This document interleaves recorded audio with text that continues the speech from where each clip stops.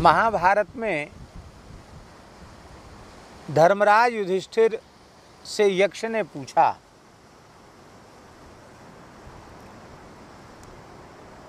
कह पंथा, क्या पूछा? कह पंथा, मार्ग क्या है? तो युधिष्ठिर ने उत्तर दिया, श्रुतयो विभिन्ना स्मृतयोपि भिन्ना नैको मुनिर्यस्य मतम न भिन्नम धर्मस्य तत्वं निहितं गुहायाम महाजनो येन गतः स पंथा। बोले श्रुतियाँ अलग अलग प्रकार के अर्थ का प्रतिपादन करती हैं, स्मृतियाँ भी अलग अलग हैं। हम तो अल्पज्ञ मनुष्य हैं, हम केवल श्रुति स्मृति से निर्णय नहीं कर सकते कि हमको क्या करना क्या नहीं करना। और धर्म इतना सूक्ष्म है कि वो किसी कंदरा में छिपा हुआ है, तो कंदरा में छिपे हुए धर्म को हम खोज नहीं सकते। ऐसी स्थिति में हमारा मार्ग क्या हो सकता है? जिस मार्ग पर चलकर हम भगवान के चरणों तक पहुंच जाएं, अपना परम कल्याण कर सकें, मानव जन्म सफल बना सकें, पुरुषार्थ चतुष्टय में अंतिम चतुष्टय जो मोक्ष है वो प्राप्त कर सकें, परम पुरुषार्थ प्राप्त कर सकें, अथवा भगवत प्रेम जो पंचम पुरुषार्थ है उसको प्राप्त कर सकें। क्या उसका साधन है? तो उत्तर दिया, महाजनो येन गतः स पंथा। महापुरुष जिस मार्ग पर चल कर गए हैं, श्री ध्रुव जी, प्रहलाद जी, अम्बरीश जी, महान भगवान के भक्त हैं, श्री रामानंदाचार्य जी, श्री शंकराचार्य जी, श्री मध्वाचार्य जी, श्री विष्णु स्वामी आचार्य जी, श्री वल्लभाचार्य जी, श्री चैतन्य महाप्रभु जी, श्री रामानंदाचार्य जी, श्री मलुकदास जी, कबीरदास जी, तमाम संत हैं। कितने संत हैं? श्री नामदेव जी, श्री ज्ञानेश्वर महाराज, कितने संत हैं। आप सभी संतों का जीवन उठा के देख लीजिए जिन्होंने भगवत प्राप्ति की है। कोई मांस खाते थे? किसी प्राणी की हिंसा करते थे? नहीं करते थे। तो हमारे लिए तो वही प्रमाण है, जो महापुरुष जिस मार्ग से चलकर भगवान तक पहुँचे हैं, तो उन्हीं के पद चिन्हों पर चलकर हमें अपना मार्ग निश्चित करना चाहिए। ये बात है। तो पशुना, अब एक प्रश्न है कि वेद में लिखा है पशुना यजेत, पशुना यजेत, पशु के द्वारा याग करने का विधान किया जा रहा है। और याज्ञिकों के अनुसार जो उपयोगी पशु है, यागोपयोगी पशु है, वो अज है। अज शब्द का अर्थ क्या है? तो पूर्व मीमांसा को देखना पड़ेगा। पूर्व मीमांसा के भाष्यकार श्री शबर स्वामी वो कह रहे हैं गुणवादस्तु, जैमिनी सूत्र के भाष्य में लिख रहे हैं गुणवादस्तु। ये जो महर्षि जैमिनी जो पूर्व मीमांसा के आचार्य कहे जाते हैं, उनके गुणवादस्तु सूत्र की व्याख्या करते हुए भी लिख रहे हैं, अज इति अन्नम बीजम विरुद्धवा। क्या लिख रहे हैं? अज इति अन्नम बीजम विरुद्धवा। ये शावर भाष्य में ये बात लिखी हुई है।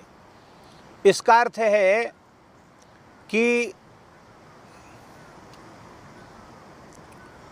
3 वर्ष से पुराने जो अन्न के बीज हैं, उनको यज्ञ की भाषा में, वैदिकों की भाषा में अज कहा जाता है, क्योंकि वो पुराने हो चुके हैं जो बीज, वे अब उनमें अंकुरण की शक्ति नहीं है। किसकी शक्ति नहीं है? उनको बो दोगे तो वो पैदा नहीं होंगे।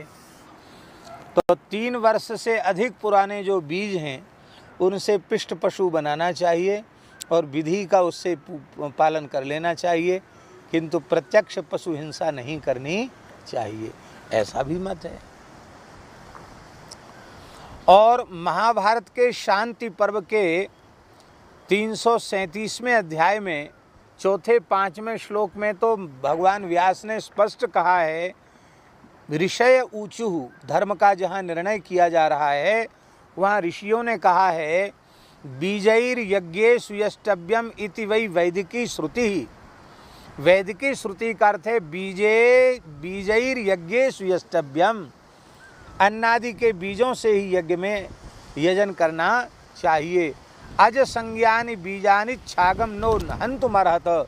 ऋषि कहते हैं अज माने बीज है, इसलिए आज बकरा को मानकर बेचारे बकरा को मत काटो। हाँ, बलि देने वाले लोग बकरे को काट देते हैं, बलि देने वाले देवी देवता को यज्ञ में बकरे को काट देते हैं।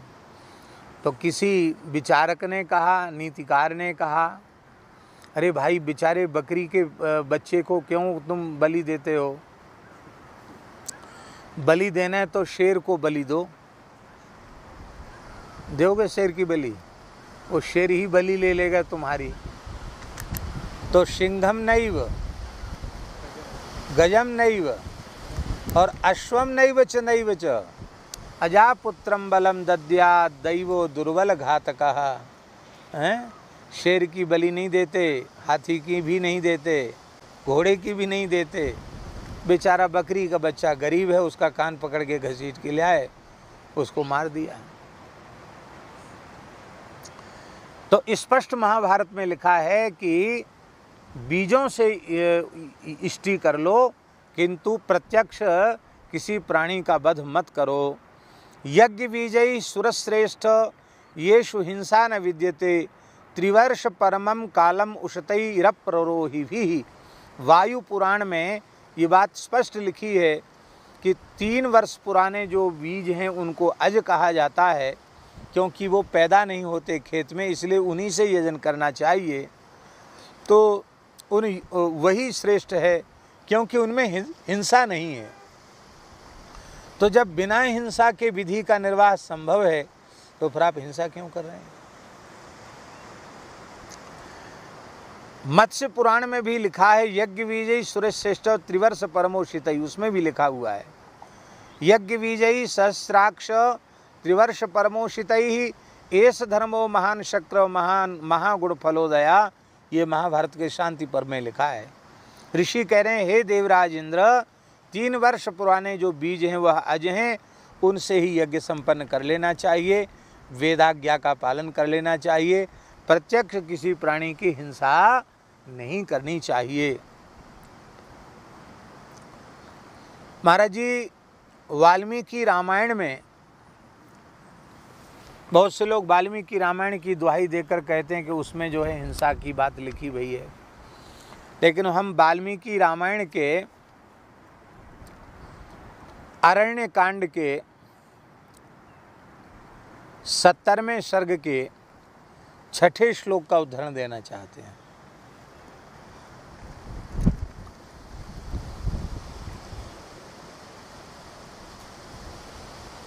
ऋषि कह रहे हैं निश्चेष्टानां बधो राजन कुत्सितो जगती पते क्रतुमध्योपनीतानां पशूनामिव राघव। हे राघव, हे रघुनंदन, जिस प्रकार से यज्ञ में लाए हुए पशुओं का वध निंदित है, ये कौन कह रहे हैं? महर्षि वाल्मीकि। वह अरण्य कांड का प्रसंग है, बालकांड, अयोध्या कांड, अरण्य कांड। अरण्य कांड में ऋषि कह रहे हैं कि हे राजन रघुनंदन, जैसे यज्ञ में लाए हुए पशुओं का वध निंदित है, उसी प्रकार से राजा के लिए निश्चेष्ट प्राणियों का वध भी निंदित है। व्यर्थ में हिंसा नहीं करनी चाहिए। पशुवध की निंदा की गई है। और भागवत के पंचम स्कंद में जहाँ नरकों का वर्णन किया गया है, सुखदेव जी परीक्षित जी के संवाद में, वहाँ तो स्पष्ट लिखा है ये त्विहवै दाम्भिका दंभ यज्ञेषु पशून विशेषन्ति ता नमुस्मिन् लोके वैशेषे नरके पतितान निरय पतयो यातेत्वा विशेषन्ति। जो दंभी मनुष्य दंभ पूर्वक यज्ञों में पशुओं की हिंसा करते हैं, वो वैशस नाम के भयंकर नरक में उनको जाना पड़ता है और भयंकर नारकी यातना सहन करनी पड़ती है। महाभारत में लिखा है एक श्लोक में, महाभारत शांति पर्व के 265वें श्लोक का 265वें अध्याय का 9वां श्लोक है। सुरा मत्स्या मधुमांस मासवम कृसरौदनम धूर्तैः प्रवर्तितम हेतन नैतद वेदेषु कल्पितम। स्पष्ट भगवान व्यास कह रहे हैं कि मद्य मांस मत्स्य आदि जो अखाद्य अपेय पदार्थ हैं उनको उनकी कल्पना वेदों की दुहाई दे करके उनको खाने पीने का समर्थन करना, ये धूर्तों ने ये बातें घुसा दी हैं उसमें, वस्तुतः उसमें ये बात नहीं है। ऐसी बात वे कह रहे हैं। अब देखो, सबको सबकी बात मिल जाती शास्त्र में, हमको हमारे मत के अनुरूप बात मिल गई और दूसरे मत वाले जो प्रबल समर्थक हैं कि नहीं होनी ही चाहिए वैदिक की हिंसा, क्योंकि वो हिंसा है ही नहीं, तो उनके मत की बातें भी मिल जाती हैं। उनसे हमारा कोई विरोध नहीं है, लेकिन हमें तो अपने मत का पोषण इसलिए करना है क्योंकि यह हमारे पूर्वाचार्य चरण का मत है। और वो मत का पोषण इसलिए आवश्यक है क्योंकि उसमें हमारी निष्ठा हो जाएगी तो उसका लाभ ये होगा कि कभी हम अपनी निष्ठा से विचलित नहीं होंगे। शास्त्र का श्रवण सत्संग इसलिए किया जाता है कि हम जिस मार्ग पर चल रहे हैं उस पर हमें कोई विचलित न कर पावे, इसलिए ऐसा किया जाता है। और महाराज जी, बहुत से लोग ऐसा कहते हैं कि क्षत्रियों को तो मांस खाने में कोई पाप नहीं लगता। बहुत से लोग होते हैं क्षत्रिय ठाकुर जो होते ना, अरे वो तो पहले से शिकार खेलते थे, मांस खाते थे, उनको मांस खाने में पाप नहीं लगता। वाल्मीकि रामायण में सुंदर कांड में, बहुत ध्यान से सुने, वाल्मीकि रामायण के सुंदर कांड में श्री हनुमान जी महाराज, वाल्मीकि रामायण का हम उदाहरण इसलिए दे रहे हैं क्योंकि वाल्मीकि रामायण आदि काव्य है, इस धरती का सबसे पहला काव्य है, साक्षात वेद रूप है। तो उसमें हनुमान जी कह रहे हैं जानकी जी से, राम जी का समाचार देते हुए, न मांसम राघवो भुंक्ते न चैव मधुसेवते। राघव माने यहाँ राम जी नहीं है, राघव माने रघुवंशोद्भव, रघुवंश में जिनका जन्म हुआ है वे कभी ना तो मद्य का पान करते हैं न कभी मांस खाते हैं, वे तो सदा पवित्र आचार से ही निर्वाह करते हैं। राम जी यदि इन अशुद्ध वस्तुओं का आहार करते होते, ठीक है इसको सुरक्षित कर दो, यदि आहार करते होते तो उनके पिताजी का श्राद्ध जब हुआ, चित्रकूट में सूचना मिली और पिताजी का जैसे ही श्राद्ध हुआ तो उन्होंने इंगुदी नामक जो वृक्ष है उसके फल के चूर्ण से पिंड बनाए और दशरथ जी के लिए पिंडदान किया उन्होंने। माताओं ने जब वो पिंड देखे तो वो रोने लगी माताएं कि दशरथ जी चक्रवर्ती राजा, उन्होंने कभी ये खाए नहीं होंगे, पर राम जी वनवासी हैं और वनवासी तो कंदमूल फल का आहार करते हैं, इसलिए यदन्नः पुरुषो भवति तदन्नास्तस्य देवता। ये वाल्मीकि रामायण की पंक्ति है। पुरुष जिस प्रकार का आहार करने वाला होता है वह अपने इष्ट के लिए, देवता के लिए भी उसी प्रकार के आहार की कल्पना कर लेता है। तो इससे सिद्ध हुआ कि नहीं राम जी शुद्ध फलाहारी हैं। वनवास में राम जी ने अन्न नहीं खाया, 14 साल फलाहार पर ही रहे।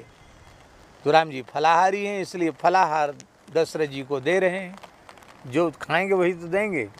तो मांस खाने वाले लोग, उनकी लोग निंदा करते हैं, ए मांस खाता है, मद्य पीता है, तो उनको लगता है हमारी बुराई करते हैं, तो चलो काली जी को पकड़ लो, भैरव जी को पकड़ लो, भैरव जी को बोतल पिला के पी लो, कोई बात नहीं।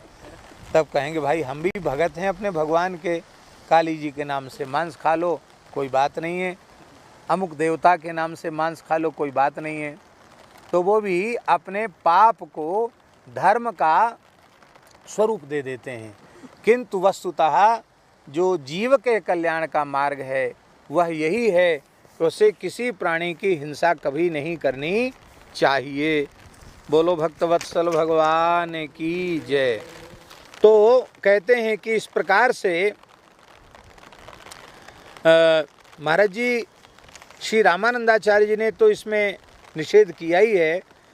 रामानुज संप्रदाय के वेदांत देशिक स्वामी जी ने भी यज्ञीय हिंसा का बड़ा निराकरण किया है। उन्होंने गीता तात्पर्य चंद्रिका में यज्ञीय प्रत्यक्ष पशु आलभन का निषेध किया है, पिष्ट पशु का ही समर्थन किया है। और माध्व संप्रदाय के आचार्य श्री मध्वाचार्य जी ने, आनंद तीर्थ मध्वाचार्य जी ने स्वरचित ऋग्वेद भाष्य में और उसके व्याख्याकार श्री जयतीर्थ जी ने यज्ञीय हिंसा का सर्वथा निराकरण किया है।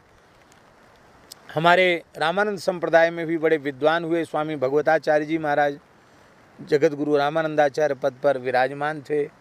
उनकी मेधा अलौकिक थी, विलक्षण थी। मनुष्य में तो ऐसी मेधा संभव नहीं जैसी मेधा उनकी थी। हमने दर्शन नहीं किया पर हमने सुना है। वे शास्त्रार्थ करते हुए भी श्लोकों की रचना, नए नए श्लोकों की रचना करते चले जाते थे।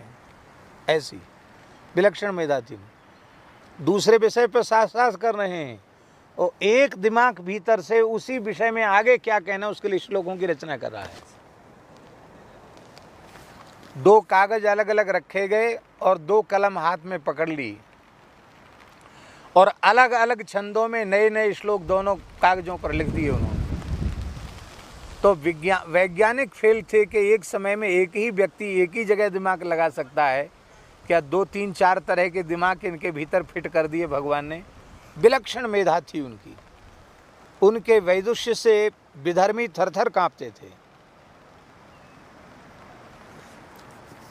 तो उन्होंने भी बहुत अपने सामवेद का भाष्य उन्होंने लिखा है, यजुर्वेद का भाष्य लिखा है। उन्होंने भी यज्ञ हिंसा का निराकरण किया है और श्री ज्ञानेश्वरी गीता की व्याख्या में भी हिंसा का निराकरण किया गया है। और एकनाथी भागवत में भी यज्ञ हिंसा का एकनाथ जी ने निषेध किया है। अभी हम मत्स्य पुराण का पारायण कर रहे हैं। उस मत्स्य पुराण में एक बहुत नई बात पढ़ने में आई। मत्स्य पुराण में भगवान व्यास मत्स्य भगवान कह रहे हैं कि आहार के दोष से और वर्ण संकरता के दोष से सारी धरती पर कलयुग फैल जाएगा।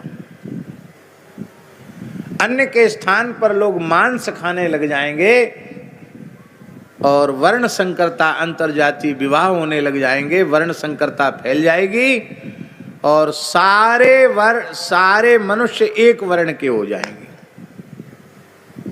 इसी का नाम है कलयुग।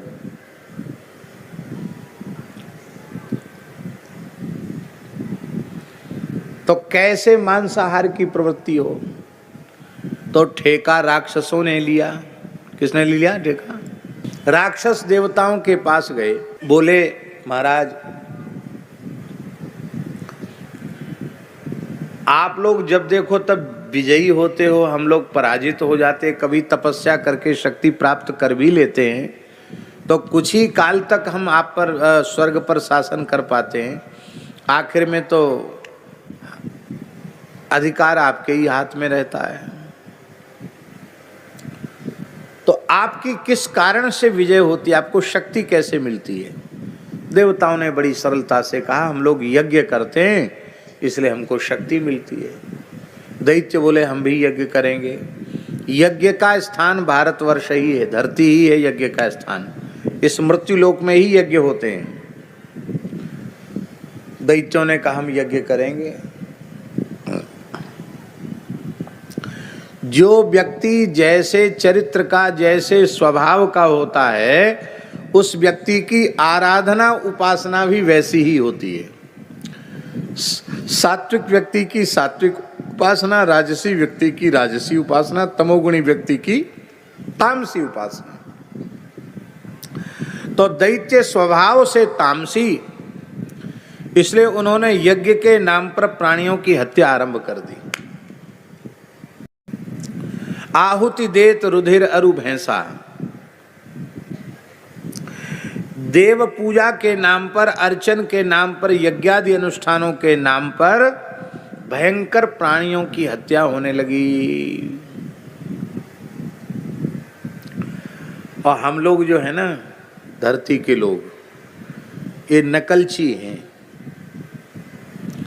जैसा देख लेंगे, जैसा सुन लेंगे, वैसा ही करने लग जाएंगे। और बहुत ध्यान से सुने, कान खोलकर शास्त्री जी, उन असुरों ने उसी काल में हमारे ग्रंथों में भी हिंसा घुसेड़ दी। जालन जी, उस काल में ग्रंथों में भी मिलावट हुई है। पुराणों में इस प्रकार के वाक्य, इतिहास में इस प्रकार के बातें घुसेड़ दी गई जिससे हिंसा का समर्थन हो। वो सनातन धर्म के अनुरूप नहीं है। जो सनातन धर्म अनजाने में हुई 5 प्रकार की हिंसा की निवृत्ति के लिए, पंचसूना की निवृत्ति के लिए पंच महायज्ञ का विधान करता है, जहां अहिंसा ही परम धर्म माना गया है और जहां हिंसा के पाप का इतना सूक्ष्म विचार किया गया हो, वहां प्रत्यक्ष हिंसा की बात ये मिलावटी है, घुसाई हुई है। असुरों ने धर्म ग्रंथों में भी मिलावट की और हम लोग लकीर के फकीर उन ग्रंथों की दुहाई दे दे करके हम लोगों ने पशुओं की हिंसा आरंभ की। विधि पूर्वक नहीं, अविधि पूर्वक भी हिंसा आरंभ कर दी। और एक समय ऐसा आया इस भारतवर्ष की धरती पर कि किसी भी प्राणी की हिंसा होने लगी, मनुष्य तक की हत्या होने लगी यज्ञ आदि के नाम पर। भगवान ने कहा, भैया कलयुग ने तो अपना पूरे पांव पसार दिए, थोड़ा तो नियंत्रण करना पड़ेगा। तो भगवान की करुणा ही बुद्ध रूप में इस धरती पर आई। भगवान की करुणा ही बुद्ध रूप में इस धरती पर आई। बुद्ध अवतार, बुद्ध भगवान का अवतरण हुआ।